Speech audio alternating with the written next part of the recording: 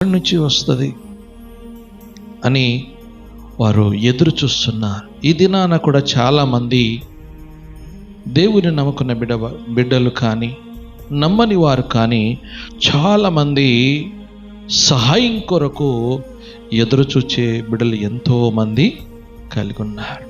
కానీ ఈ లేఖనములో దేవుడు మనతో ఏమి మాట్లాడబోచున్నాడు? మొదటి విషయము, సహాయం చేసే దేవుడు. సహాయం చేసే దేవుడండి.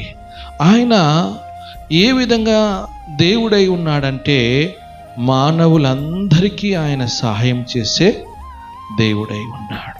చూడండి, దేవుడు నీ జీవితంలో ఆయన ఏం చేయబోతున్నాడంటే మనకు సహాయం చేసేది కేవలం ఒక మనిషి కాదు, సాదృశ్యమైన ఒక సృష్టికర్త అయిన ఆయన యెహోవా లోకములో మనుషుల